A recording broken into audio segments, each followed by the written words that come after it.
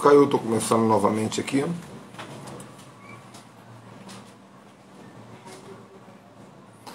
Gente, minha live caiu. Nós estávamos falando sobre a importância de ir a Jerusalém e vamos recomeçar, não tem problema nenhum. Por favor, escrevam aí mistérios que acontecem em Jerusalém. Escrevam isso, né? Rapidinho. Só para poder salvar aqui. Meu apóstolo vai entrar novamente.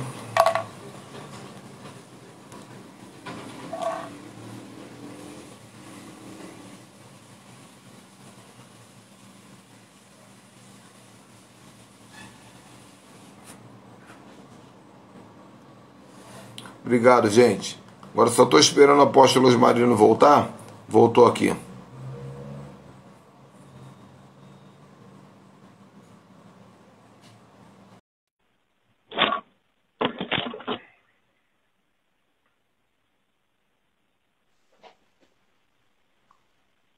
Voltando, gente. Meu apóstolo querido, tudo bem? Tudo. Fala alguma coisa aí, porque eu não estou ouvindo a tua voz. Deixa eu ver se é o fone aqui. Oi. Tem hora que o fone funciona, tem hora que não está funcionando. Alô? Deixa eu ver. Tudo Sim, bem, meu pronto. povo? Shalom. Gente, é o seguinte, nós já tínhamos falado aqui meia hora de bate-papo e deu uma travada, eu perdi a live, mas agora nós vamos ter que fazer a live mais rápido, né, apóstolo? Porque eu tenho que sair daqui a pouco. Isso. Mas o tema dessa live aqui, esse tema dessa live é mistérios que acontecem em Jerusalém. Eu estava dizendo que ano que vem eu vou a Jerusalém e esse é o meu mentor, o meu pai apostólico, o meu mentor, o apóstolo Osmarino. Para quem não conhece, a live vai ficar salva. E ele estava contando como foi a primeira vez que ele foi a Jerusalém, as experiências espirituais. Ele estava dizendo que foi lá, inclusive, que houve o aviso de que ele se tornaria apóstolo, né? E vamos continuar daí, apóstolo. E a gente faz...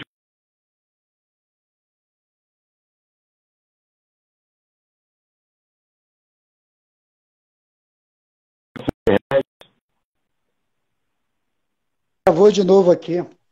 Travou, né? Mas vamos embora, irmão. Sabe por quê? Senão a gente não faz. O diabo, ele está furioso conosco. Então vamos fazer uma oração aqui. Vamos repreender Amém. o capiroto em nome de Jesus. Amém. Senhor, em nome de Jesus, nós sabemos que precisamos falar sobre esse assunto. E nós repreendemos toda ação de Satanás. Amém. Nós repreendemos qualquer espírito que está tentando interromper, qualquer espírito intermediador que esteja tentando bloquear esta comunicação. Nós repreendemos na autoridade do nome do Senhor Jesus, que agora saia e destrave em nome de Jesus. Agora. Amém. Amém. Glória a Deus. Glória. Não Amém. vai mais travar. Não vai mais travar. Então, gente... E o que eu havia falado na live anterior, fica para quem ouviu. Eu acho que era só para aquelas pessoas mesmo ouvirem. Então agora essa aqui vai ficar salva. Manda bala. Isso aí. Então, no dia que eu amanheci, porque eu cheguei à noite em Jerusalém, mas quando amanheceu, no dia seguinte, eu fui ao banheiro fazer minhas higienes e, de repente, eu olhei para o meu braço esquerdo, havia uma marca.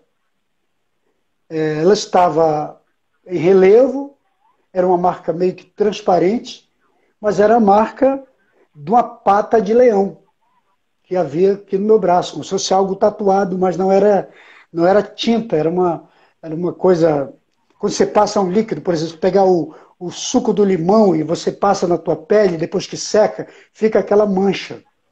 Aquela ressecada, assim, né? Ressecada. E eu mostrei para as pessoas, para todo mundo, para o apóstolo, meu apóstolo, para as pessoas, e todo mundo disse, rapaz, isso aqui é uma pata de leão. Você que fez isso? Eu falei, não, a mãe é assim. E aquilo ficou comigo, só que cada vez que eu olhava para aquele negócio, me dava uma sensação de choro, de angústia, de desespero, né? E um dia conversando com um pastor, no particular, assim, sobre aquilo e do sentimento, daquilo que eu estava sentindo, e ele era um profeta, e ele chegou para mim e falou assim, ó, sabe o que é isso? Deus está te entregando uma autoridade e está te marcando. Uau! Só que é muito pesado o que você vai receber, é pesado demais. E você está sentindo já o efeito de tudo isso agora. E eu fiquei com aquela ideia e tudo, mas o que aconteceu? Quando eu saí de Jerusalém, fomos para Galiléia, assim que cheguei na Galiléia, sumiu. E fiquei 7 dias em Jerusalém. 7 dias ficou comigo a marca. Quando chegamos na Galiléia, saiu, sumiu. Voltamos a Jerusalém, amanheci com a marca de novo. Então, Eita! Isso para mim foi um mistério. Né? E a outra questão é que eu fiquei tão sensível que eu ligava para minha esposa, ela tinha que esperar de madrugada para a gente conversar, e eu não conseguia falar com ela sem chorar, porque eu estava muito sensível, era algo que era inexplicável, é como se eu não tivesse controle nas minhas emoções. Mas é interessante porque eu não fui com a ideia de turismo. Quando você vai com espírito turístico, você não vai ver nada de bom, de bonito. Porque é pedra, coisa é aquilo rústica, que a gente sempre antiga. fala, né? A unção que você respeita é a unção que você recebe, né? Moisés, ele só conseguiu ver Deus queimando na árvore porque o espírito dele queria ver Deus queimando na árvore. Isso aí. Então, mas eu fui com o espírito exatamente profético. Porque eu sou curioso. Eu fui com a minha câmera, eu fui com o meu caderno de anotações que eu ando, com a caneta, com a minha mochila cheia de ferramentas nesse aspecto, porque eu vou anotando tudo. Eu tenho aqui uma agenda de lá que eu fiz só, que eu chamo de um manual de Jerusalém. Então, eu anotei tudo que eu ouvi, tudo que vi, né? Eu anotei tudo. E eu depois fiz comparação na Bíblia. E outra coisa, depois que você vai em Jerusalém, você lê a Bíblia de outra forma, com uma outra visão. Porque, principalmente nos lugares onde você vai, e que são lugares bíblicos, lugares que aconteceram coisas. Né? Por exemplo, lá na sinagoga onde Jesus leu o Isaías, né, 61, o Espírito de Deus está sobre mim, e aí eu me ajoelhei numa daquelas pilastras ali, toda em ruína, e pedindo aquela unção da revelação. Entende? Porque Jesus disse que naquele dia a unção se cumpriu. É interessante porque... E naquele dia eu tive uma revelação de Deus tremenda, porque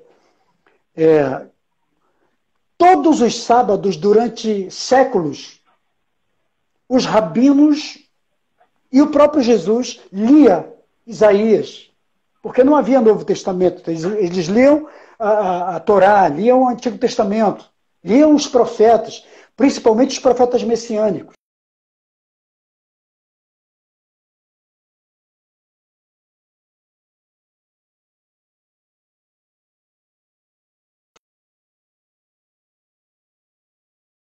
Vou de novo. Estão ouvindo aí? Está me ouvindo? Os rabinos? Eu estou ouvindo. Tá. Então, o que aconteceu? Então, todos os dias, durante séculos, eles liam os profetas, porque era o que tinha. E principalmente os profetas messiânicos. Isaías é o maior deles, dessa questão messiânica. Então, Jesus já havia lido, mas naquele dia especificamente, naquele sábado, Jesus disse: hoje o espírito profético de Isaías sai do livro e encarna na minha vida, ele passa para mim. Eita! Hoje essa palavra tem vida, ela se cumpre. O Espírito do Senhor me possui hoje, está sobre mim, e ele me ungiu e me levantou. Lucas 4, 18, 16 até 18. Então, aquilo me saiu, foi revelação. Foi revelação. Eu falei, meu Deus. Então a gente pode viver uma vida. A primeira experiência foi que você pode viver uma vida lendo a Bíblia sem revelação. Mas tem um dia, tem um dia profético, o dia do cumprimento profético. Isso é tremendo. Que aquele espírito passa para a tua vida. Ele salta para você. Ele ganha vida e te possui. Ele incorpora. Ele entra. Olha que coisa maravilhosa. E ali eu tive esse entendimento. E escrevi, obviamente. Eu anotei. Entende? Eu falei, isso aqui é algo que Deus está me dando. E eu entendi isso de uma forma diferente. Eu falei, tem um dia que se cumpre. E é um entendimento que a gente precisa ter, realmente, que às vezes você está vivendo uma vida da mesmice. Você lê, vive, faz, não acontece nada. Mas tem um dia que o espírito profético te possui. Ele assume a tua vida. Né? Foi o que aconteceu com Jesus. Ninguém entendeu nada, mas Jesus estava sentindo. E a partir dali, muita coisa fluiu. Entendem? Então, essa foi uma das grandes experiências. Poderia contar aqui 1 milhão delas. Mas, isso foi em Cafarnaum. Foi em Cafarnaum. E eu trouxe pedra. Aliás, eu até te falei, né? Eu tenho uma pedra de lá para você. Eu tô desesperado por essa pedra já. Eu peguei pedras e trouxe. Então, essa foi uma experiência muito marcante, muito forte na minha vida. Então, Jerusalém é um lugar de revelação. É um lugar de você enxergar coisas que os olhos naturais não te mostram. Jerusalém é um lugar onde realmente você é visitado pelo Espírito de Deus. Né? Onde você recebe uma unção sobrenatural. E outra coisa, depois que eu fui para Jerusalém, minha vida financeira ela desatou. A prosperidade na minha vida. Minha mente mudou. A mente profética, a mente sobre o Evangelho, sobre a palavra. E uma coisa, Deus me deu uma mente de ver como é que a visão de Deus funciona, porque Jerusalém, não sei se você sabe, mas está exatamente no centro do mundo. Jerusalém está no centro do mundo, do globo. Uhum. Isso é o quê? Isso é estratégico. E Jerusalém, Israel no todo, é um país de pedras. Só que você vê no meio das pedras árvores, palmeiras, você vê no meio do deserto agricultura, você vê no meio do deserto prosperidade. Então, Deus nos mostra uma coisa. Quando realmente você serve a Deus, quando você busca a Deus, a sua vida ela passa a ser um mistério. Brota coisa no deserto e estruturas são levantadas de pedras. E você não consegue entender essa dinâmica de Deus. E aí você pensa, por que Deus escolheu Jerusalém? Aí Deus lá nos dá um entendimento. Justamente por que Deus escolheu Israel e Jerusalém? Por ser o centro do mundo, só que o centro do mundo é um deserto, o centro do mundo é um território de pedras, e Deus tem tanto poder que no meio dessa impossibilidade, dessa coisa impossível, ele toca o mundo inteiro e faz jorrar. E tem uma coisa, apóstolo, assim, embora eu não tenha ido a Jerusalém, eu posso falar sobre Jerusalém porque o apóstolo Paulo diz que Jerusalém é espiritual também, é a nossa mãe. Jerusalém vem do céu, é a nossa mãe. Sim. Então, nosso pai é Deus e a nossa mãe é Jerusalém. Inclusive, Eu tenho algo que eu quero comentar aqui. Todos os dias eu oro pela paz em Jerusalém. Todos os Isso é dias. bíblico. Isso é Todos. ensinamento bíblico. Porque é uma ordem bíblica. A Bíblia diz: orai pela paz em Jerusalém, para que haja paz em seus muros. Ou para que haja São felizes. Isso é o Salmo 122, diz: são felizes aqueles que oram pela tua paz. Olha O que é coisa ser linda. feliz? Tá? É o mesmo texto que você citou. Diz: felizes são aqueles que oram e intercedem pela tua paz. O que é feliz no contexto bíblico? É bem-aventurado, é alguém que todas as suas aventuras, todos os seus empreendimentos se tornam sucesso. Olha que coisa.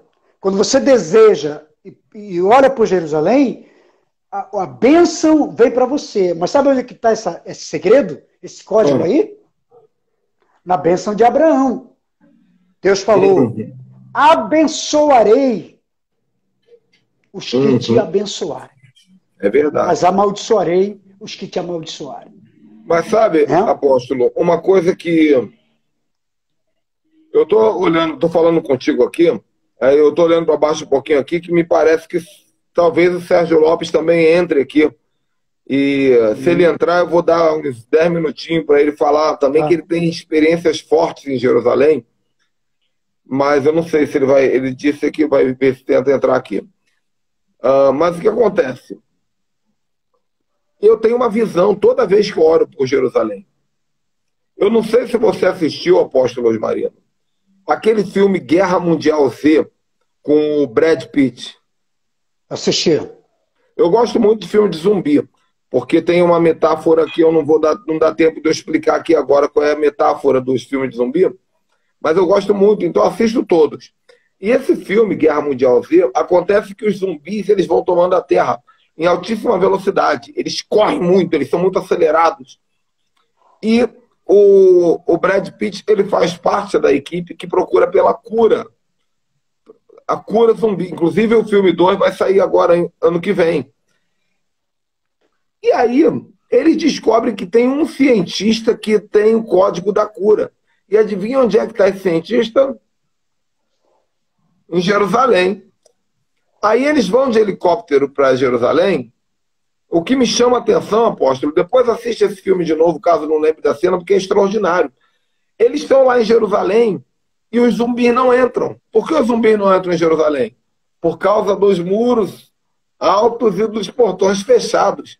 Então eles estavam tranquilos, vivendo a vida. O mundo todo estava tomado pelos zumbis, mas Jerusalém estava protegido. Mas aí acontece uma coisa.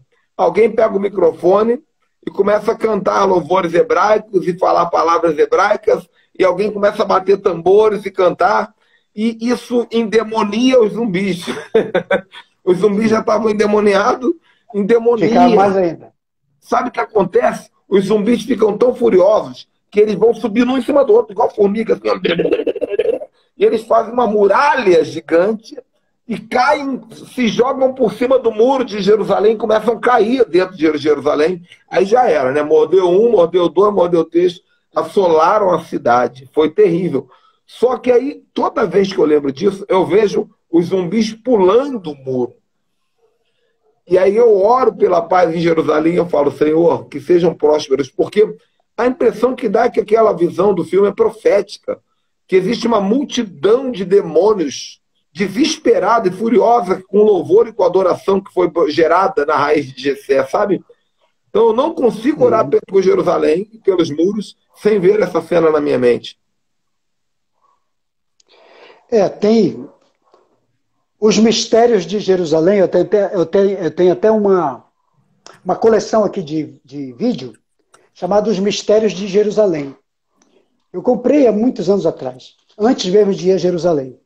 Eu sempre gostei de assistir essas coisas, mas existem, porque você tira lições assim tremendas. Hoje, só dando aqui um dado rapidamente, ver se ainda dá tempo de eu falar da segunda coisa que mais me impactou em Jerusalém, que foi exatamente o que está escrito em Mateus 16, né, na cidade de Cesareia de Filipe. algo fantástico, algo tremendo. Mas dá um dado aqui para o pessoal que acompanha sobre essa questão da prosperidade do povo judeu. Né? Como é que é um mistério? Porque hoje, não sei se o pessoal sabe, mas a economia, 52% da economia do mundo pertence ao judeu. Eles são responsáveis, olha o dado, eles são responsáveis por 52% da economia do mundo. Está na mão de judeus. Isso espalhado no mundo todo. Outra coisa. Os judeus somam somam menos de 2% da população mundial. Os judeus somam menos. E mesmo assim, detém mais de 50% da economia. Detém mais de 50% da economia. E 11% dos bilionários, 11% dos bilionários, falando de bilhões, 11% dos bilionários do mundo são judeus. E 22% dos prêmios Nobel são judeus. Em todas as áreas. Então há uma unção muito grande vindo daquela unção. É uma unção. A unção é tão grande que mesmo sem crer em Cristo ainda, Deus cumpre a promessa na vida deles. Cumpre, com certeza. E eu fico pensando, por que as pessoas querem Jerusalém? Porque eles acham que a prosperidade está lá. Mas não, o segredo de Jerusalém está em Deus. No Deus de Jerusalém. No Deus de Israel. Né?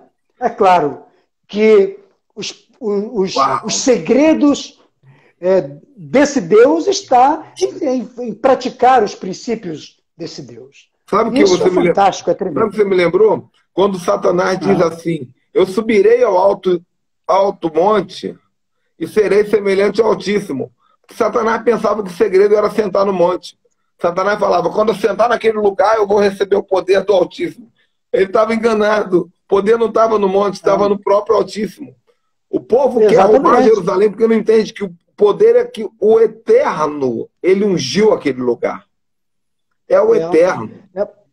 Tem tudo a ver com ele. Tem. É inexplicável. Quando você pisar em Jerusalém, você vai entender como é que tem tanta prosperidade nesse lugar. Não consigo entender. Né?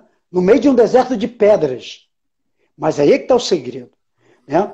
Agora, uma coisa, entre muitas, obviamente, que a gente não vai ter tempo de falar, né, da experiência, mas uma das maiores experiências que eu tive, que achei importante, porque coisas começaram a se encaixar como luva, que foi exatamente Mateus 16, quando Jesus levou os discípulos para Cesareia de Filipe, e ali Jesus pergunta para os discípulos, né, quem dizem que o Filho do Homem é? Quem que o povo está dizendo aí que é o Filho do Homem?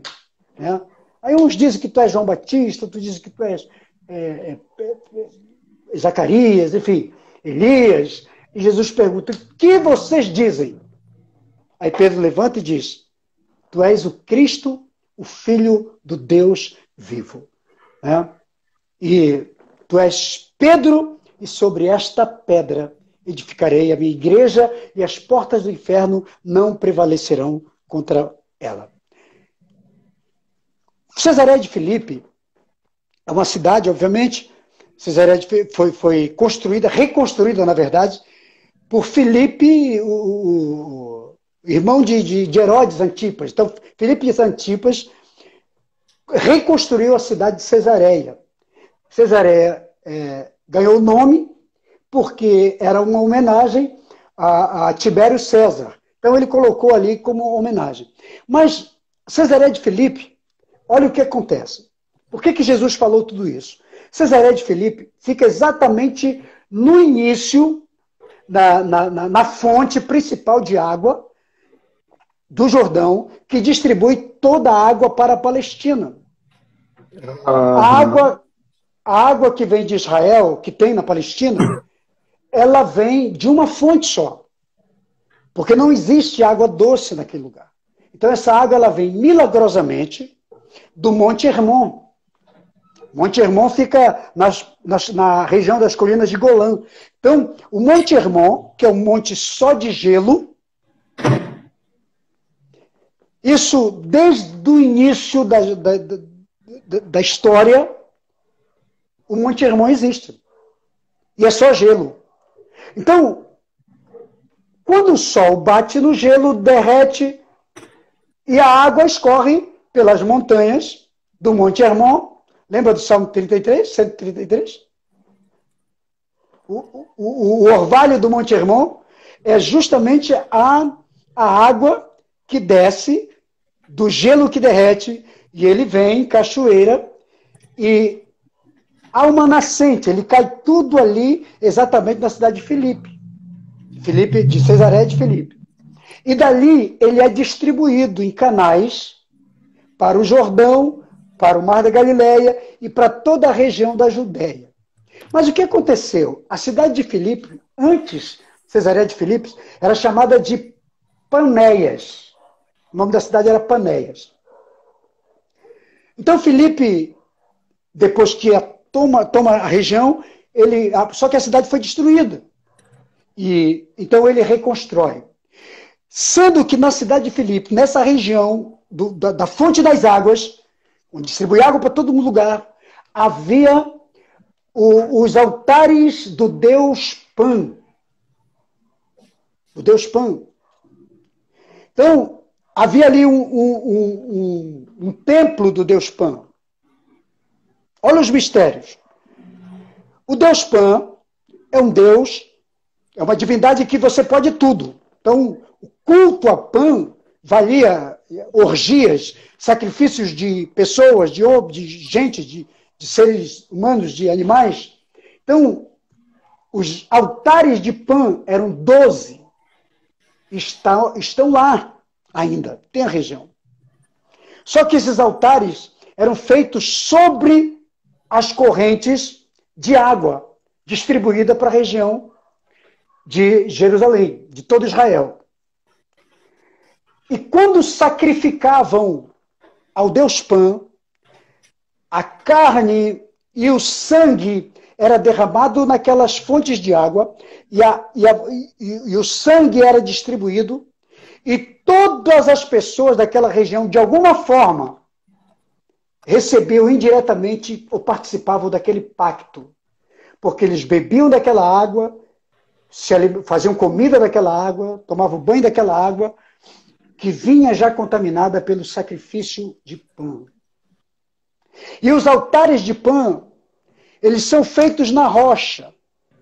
E a região ali é a única região de Israel que tem uma concentração de um tipo de pedra chamada pedra de basalto, ou pedra basáltica, que ela é óxido de ferro e de titânio. É a pedra mais dura que existe no planeta. Se fizerem pesquisa sobre pedra de basalto, você vai entender que ela é uma mistura, ela é óxido de ferro e de titânio. Então vai entrar tudo o que Jesus falou ali. Quando Jesus diz assim, o que o povo diz que eu sou, e o que vocês dizem que eu sou? Quando Pedro diz, tu és o Cristo, o Filho do Deus vivo. Aí Jesus diz assim, bem-aventurado és, Simão Barjonas, que não foi nem sangue e nem carne que te revelou, mas foi o meu Pai. Por quê? Porque naquele momento, a divindade de Cristo estava sendo invocada naquele lugar. Então Jesus levou os discípulos ali propositalmente, para que os discípulos invocassem o nome de Jesus naquele lugar. E eu estou falando do entendimento que um rabino nos ensinou. Um judeu messiânico, que era o nosso guia, falou. E eu fui escrevendo meu manual, como sempre, sem perder uma palavra. Então, ele diz, naquele momento, porque até então o território era consagrado a Pan. do paganismo, de onde vem o paganismo. Então, naquele momento, aquele território, aquela fonte de água era distribuída para todo Israel, mas era consagrado a Pan. Mas quando Jesus incita Pedro a dizer, quem sou eu? Ele diz, tu és o Cristo. Naquela hora, a divindade de Cristo foi invocada naquele lugar. E a partir dali, é como se a autoridade, o domínio e o governo de Jesus passasse a reinar naquele lugar. Então, o poder de Pan havia sido maniatado, dominado e destruído. Entende? Aí, quando Jesus diz, bem-aventurado Simão, que não foi nem carne nem sangue que te revelou, mas foi meu Pai, o que ele quis dizer? Até agora, as pessoas sacrificaram nesse lugar carne e sangue para Pan. Caramba, uau, meu Deus. Olha o mistério. Até agora, carne e sangue foram sacrificados aqui. Mas a partir de agora, será o meu sangue redentor que vai redimir, porque você invocou a minha divindade de Cristo, do Messias, nesse lugar. Sacou o mistério? Demais. Por que Jesus pergunta? Tremendo, né? As Aí Jesus vira para ele. As palavras de Jesus, elas eram bidimensionais, todas elas. Exatamente. Eu sempre digo isso. Jesus, ele falava palavras que aos olhos do homem natural eram simples para até um mendigo ignorante entender, mas para os olhos espirituais, para quem tem visão espiritual, elas eram tão proféticas que enquanto ele estava conversando com a mulher samaritana dos maridos, ele estava falando sobre os deuses que governavam sobre Samaria. Era sempre nessas dimensões, né? Fantástico. É isso aí. Exatamente. Aí ele vira para Pedro e diz assim, e tu és Pedro, e sobre esta pedra edificarei a minha igreja e as portas do inferno não prevalecerão contra ela. Por quê? Lembra das pedras de basalto? É aqui que a gente entende por que Jesus falou essas coisas. Tudo tem um sentido na Bíblia. Todas as palavras de Jesus têm um sentido. É que a gente não estava ali na hora. Mas Jesus olha para a região porque vê a pedra de basalto, a pedra que ninguém consegue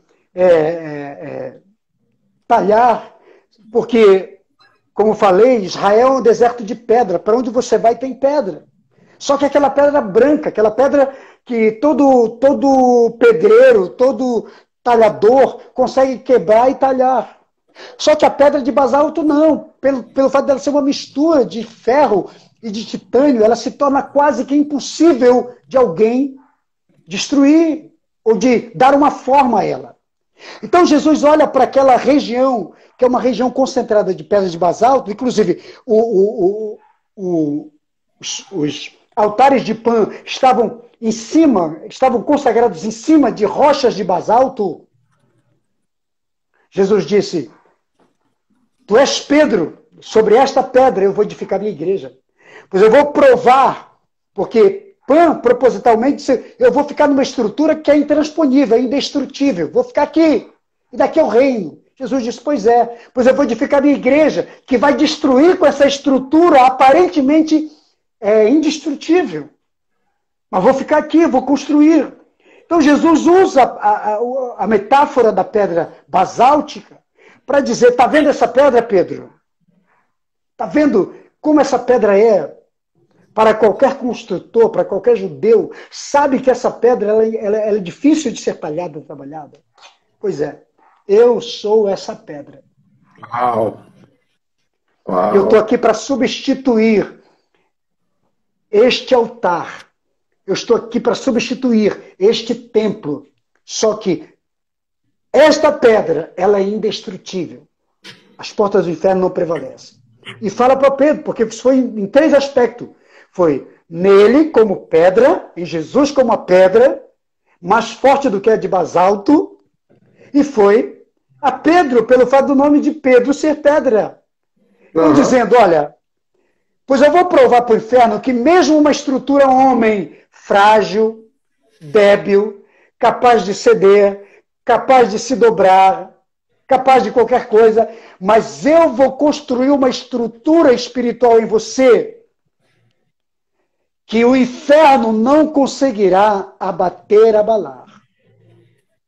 O mistério das pedras é muito profundo, por isso que a gente tem que fazer depois uma live só sobre o mistério das pedras. Inclusive, eu já tive uma com o Marcos Paulo, logo no começo da maratona, nós demos início, quando se diz não ficará pedra sobre pedra, né?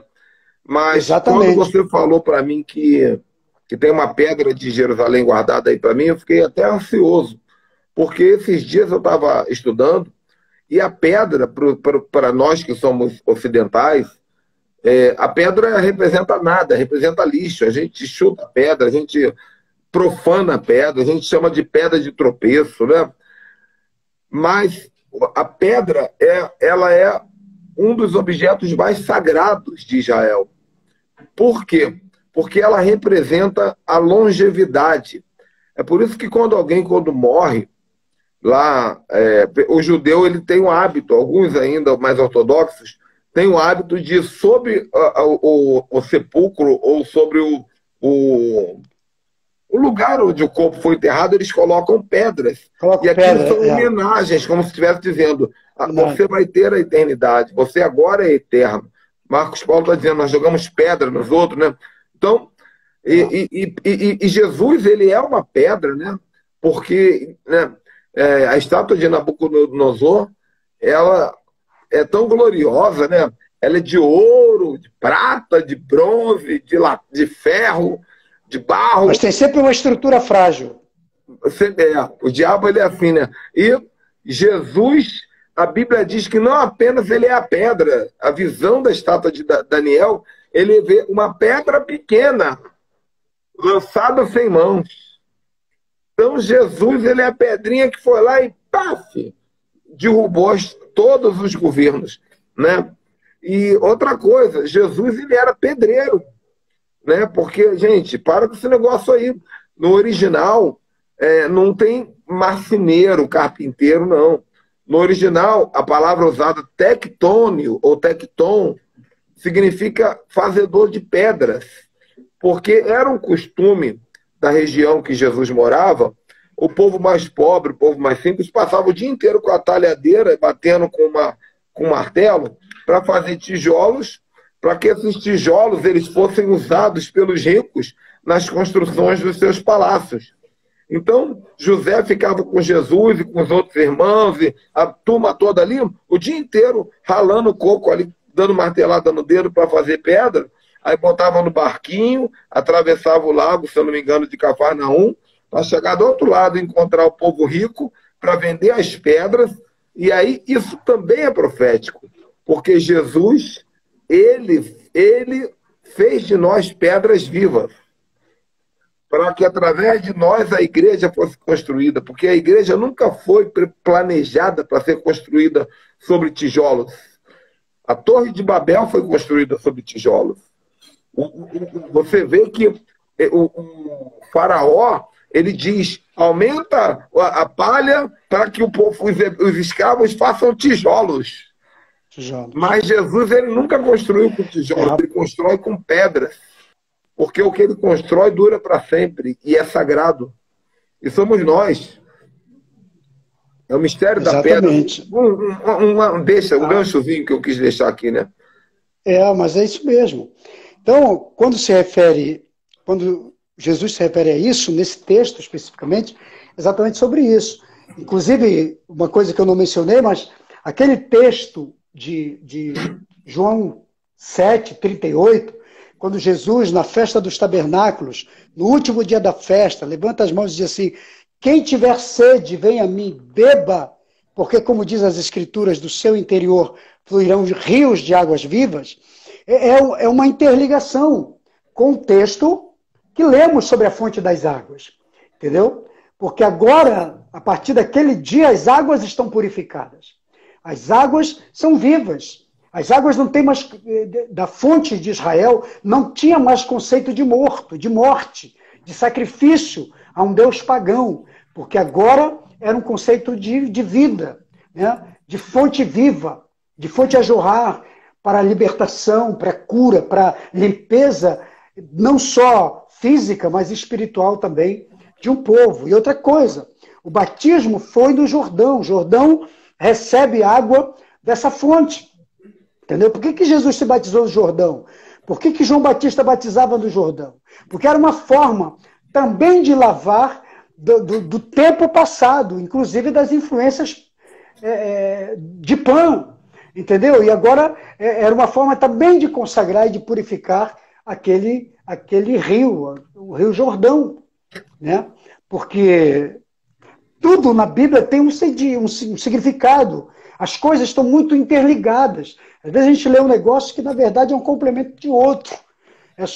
É um mapa. Eu costumo dizer que a Bíblia é um mapa. E você precisa ler não apenas como um livro comum, você tem que ler como um mapa. Um mapa profético, um mapa escatológico, né? Um mapa teológico no aspecto da revelação da pessoa, da personalidade de Deus, né? Um mapa que traça todo o projeto, todo o plano de Deus para a Terra, para o ser humano. Está tudo na palavra. E a gente só tem que ler. Por isso que os pregadores, os que ensinam a palavra, precisam conhecer, precisam ter entendimento para trazer essas revelações. Infelizmente, nós vamos ter que parar por aqui, porque eu vou viajar agora, apóstolo. Vou viajar a turma está aqui já com as malas preparadas, tudo preparado.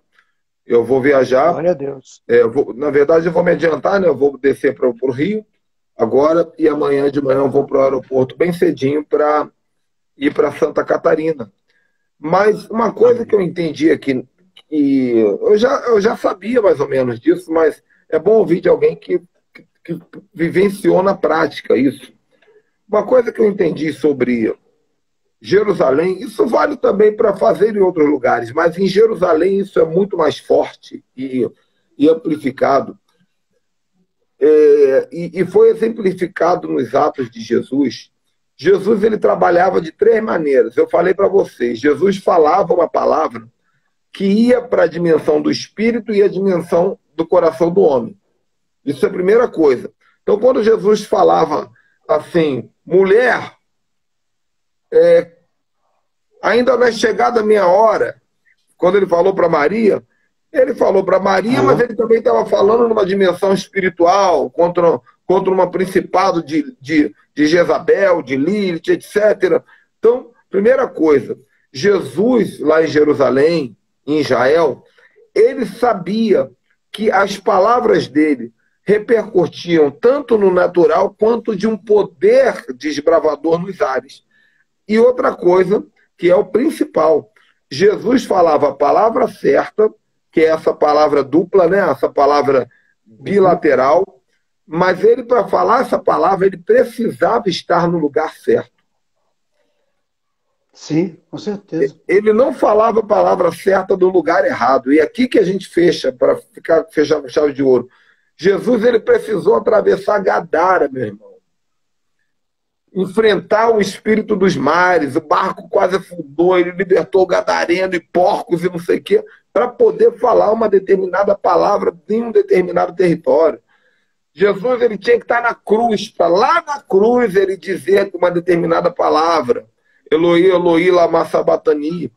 Então, cada local, cada espaço geográfico de Jerusalém é um portal para que você possa ouvir algo e falar algo e mover algo, porque tudo fala, tudo ouve, tudo mostra. É o que eu entendi. Já estava tudo programado para ele, né? Ele veio cumprir uma agenda. Uma agenda pré-determinada. E essa é a chave. Essa tua frase final é a chave. Isso aí. Qual é a chave? Existe uma agenda pré-determinada para cada um de nós em Jerusalém. Exatamente. É isso então, que eu digo. a gente só tem que ir com esse espírito, né? Porque cada lugar que você vai, por exemplo, lá no cenáculo, foi uma das grandes experiências que eu tive com o Espírito Santo também, porque eu fui com vontade lá onde nasceu a igreja primitiva, né? Onde eu estava orando, onde foi celebrada a última ceia, foi no mesmo lugar que nasceu a igreja onde ele estava orando. Então, o lugar da última ceia de Cristo onde Judas, onde foi revelado a traição, foi o mesmo lugar onde nasceu a igreja de Atos, onde estava orando, onde o Espírito Santo moveu. É o mesmo cenáculo. Mesmo. Então ali tem uma unção. Aquela unção daquele dia profético, daquele dia bíblico, a unção continua no lugar. É só você ir com esse espírito de chegar naquele lugar, foi aqui que aconteceu tal coisa, então, porque a unção passa para a tua vida. Amém. Eu creio e eu espero que vocês creiam. Glória a Deus, gente. Pessoal, enquanto eu estava conversando com o apóstolo Osmarino aqui, Sérgio Lopes ficou de entrar, mas ele acabou tendo que atender um Zoom. Ele me mandou um zap aqui, eu vou ter que atender um Zoom. E eu também, meu tempo já esgotou. Sei que o do apóstolo Osmarino também é um tempo cronometradíssimo. Quero já agradecer a meu pai aí, meu pai de santo. Você é meu pai de santo, gente? Sou. Ele é Sou meu pai de santos. Sou pai de muitos santos. Eu sou santo. Isso eu tenho certeza. Ele é meu pai, então ele é meu pai de santo. Vamos criar essa teologia aí, meu irmão. Sou pai de muitos santos. Aí, eu quero dizer uma coisa para vocês. Lúcia, você tá aí, Lúcia, eu tô te vendo. Eu tenho mistério para falar para ti daqui a pouco. Depois me chama que eu quero falar com você. O pessoal do Rio de Janeiro, que veio no último Prophetic Day, Deus mandou dar um presente para todos vocês. Vocês que são do Rio e vieram no último Prophetic Day, tem um presente para vocês, um presentaço. Me chamem em reservado. Só quem é do Rio e que veio. Agora, eu quero já dar um spoiler. O Espírito Santo, ele me disse ainda há pouco qual vai ser o tema da próxima sequência de lives. A próxima sequência de lives, ela deve demorar 2 ou 3 semanas no mesmo tema, que são os montes sobrenaturais.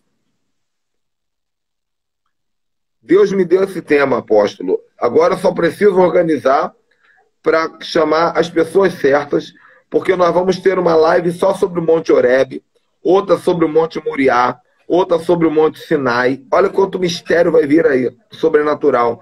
O Monte Hermon, o Monte das Oliveiras, o Carmelo, o Monte Sião, Ararat, o Monte do Calvário, o Monte Gerezim, o Monte Nebo, o Monte Tabor, o Monte do Sermão do Monte, e nós vamos finalizar com aquele monte, o Monte do Senhor, onde Satanás tentou subir.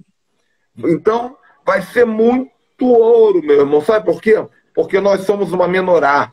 E tem uma oliveira de cada lado espremendo azeite em cima de nós. A revelação não para. Então, orem por mim, vou estar viajando. Obrigado a todos. Apóstolo, muito obrigado. Pessoal que... Beijão, Deus abençoe vocês. Pessoal que tem semeado em nosso ministério, eu quero abençoar vocês. Pessoal que tem assistido a live, quero abençoar vocês. Amanhã fiquem ligados no meu Instagram, porque eu viajo, irmão, quando eu viajo é mal barato. Eu estou no aeroporto, eu faço live, eu mostro as coisas, eu printo. Então, esses próximos 5 dias, vai ter muita coisa legal no Instagram, porque eu não viajo sozinho não, gente. Vocês vão viajar comigo. Não é ruim que eu vou ficar sozinho, hein? Vocês vão estar interagindo comigo e vai ser uma bênção. Deus abençoe, obrigado a todos. Tchau, tchau. Beijo, tchau para todos. Fiquem na paz. Com Deus.